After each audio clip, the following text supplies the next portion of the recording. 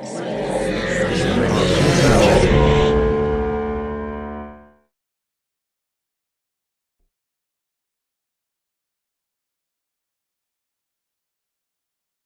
പള്ളിയിലച്ഛനും കൂടി ആയ പിന്നെ പറയണ്ട, ഒന്നും മുടി നീട്ടി വളർത്താൻ പോലും ഒക്കുകയില്ല. ഓ, അതിനിപ്പം എന്നാ, ഒന്നുമില്ലല്ലോ, ഇടവക്കാരുടെ ബഹുമാനം കിട്ടുന്നൊരു കാര്യമല്ലേ. പിന്നെ എനിക്കാണേലും അതാ താല്പര്യം. എന്നാ പിന്നെ താൻ പോകുന്നിടത്ത് തന്നെ ഞാനും ചേരും. Jo and Joe.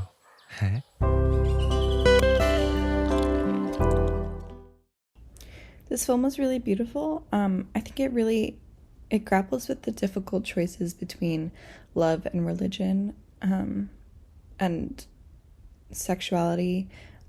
It's clear the main character really loves this man, but he also has a deep love for his religion and for the respect of being a priest that it can bring him. I really like some of the scenes they had that were a reference or deeper imagery into his emotion. The one where they're at the table and it feels very modeled after the Last Supper, and the scenes with the candle wax were really powerful in my opinion. And overall, I think the message and the topic of this film was very beautiful and thought-provoking, and it was complex, and I really loved how they portrayed it.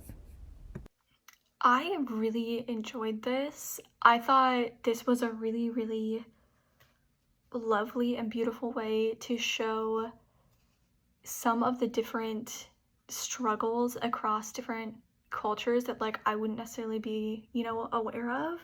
And I think that it's just one of those things that when you can kind of open your perspective, you end up having a greater understanding of even like people in your own country, but who if like different cultures and things like that. And I feel like you go into your life with more patience and just a greater base knowledge where you might not understand exactly what they're going through, but the more films can kind of open your perspective and shed light and information on the kind of cultures and expectations of different places in the world, different religions, different societies, different cultures, I think the better you are as a human, just because like I was saying, like it just opens you up to be just that much more understanding, or having just that much more patience, or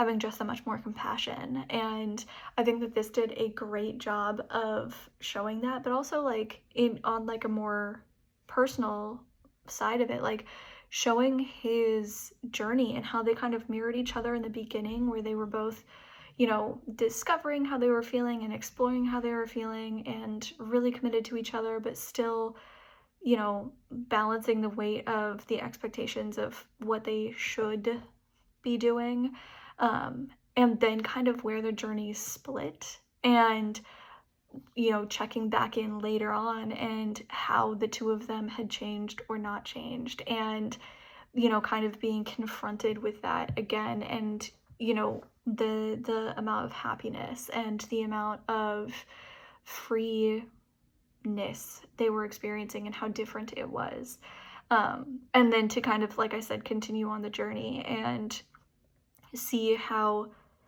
seeing an almost what could have been if he had kind of taken a different path, maybe kind of jump started the rest of his journey, as it were, and learning that maybe you can live a different way than you thought you could, that maybe you thought you only had one option, and seeing an example of it showed you that like you don't have to live that way if you don't want to. You can live whatever kind of life you want to build for yourself. And I think that was such a beautiful story to tell, and there was just like such a light and a freedom at the end when you're finally living the life that makes you happy, which I think is a great message to spread. Velipādu, really nice dedications at the beginning. I think that the cinematography in this was really beautiful. I liked the creative shots that the filmmakers did, from the ones that were above, like the overhead shots, and then how they creatively did their close-ups. I thought that was really very cool. Music, absolutely gorgeous. Really, really nice. It stood out because it accented the film. It didn't take over. I think that the story was really well told, and the actors did wonderfully well. I mean, everybody was believable. Yeah.